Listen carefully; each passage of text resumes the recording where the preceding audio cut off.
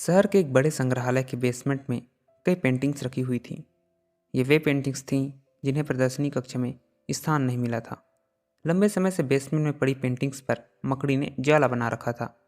Basement के कोने में पड़ी एक पेंटिंग पर एक मकड़ी ने बड़ी ही मेहनत से बड़ा सा जाला बुना हुआ था। वह उसका घर था और वह उसके लिए दुनिया की सबसे प्यारी चीज़ थी। वह उसका विशेष रूप से ख्याल रखा करती थी। एक दिन संग्रहालय की साफ सफाई और रख रखाव कार्य प्रारंभ हुआ।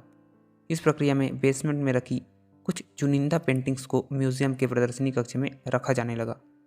ये देख संग्रहालय के बेसमेंट में रहने वाली कई मकड़ियाँ अपना जाला छोड़ अन्यत्र चली गईं। लेकिन कोने की पेंटिंग की मकड़ी ने अपना जाला नहीं छोड़ा।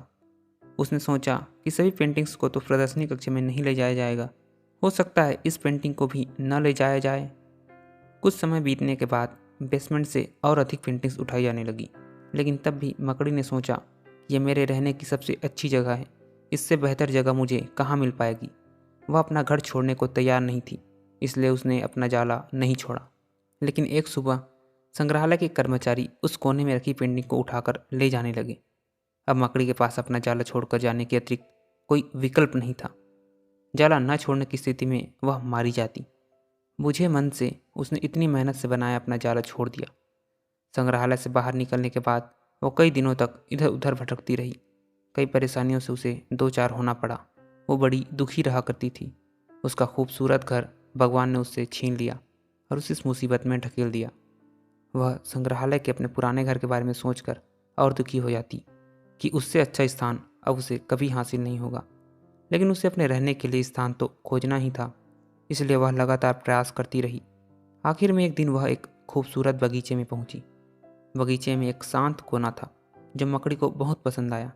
उसने फिर से मेहनत प्रारंभ की और कुछ ही दिनों में पहले से भी सुंदर जाला तैयार कर लिया। यह उसका अब तक का सबसे खूबसूरत घर था।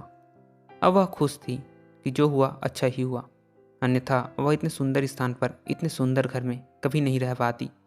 वह खुशी खुशी वहाँ रहने लगी। सीख: कभी कभी जीवन में ऐसा कठिन समय आता है जब हमारा बना बनाया सब कुछ बिखर जाता है। यह हमारा व्यवसाय, नौकरी, घर, परिवार या रिश्ता कुछ भी हो सकता है। ऐसी स्थिति में हम अपनी किस्मत को कोसने लगते हैं या भगवान से शिकायतें करने लग जाते हैं। लेकिन वास्तव में कठिन परिस्थितियाँ हमारे हौसले की परीक्षा हैं।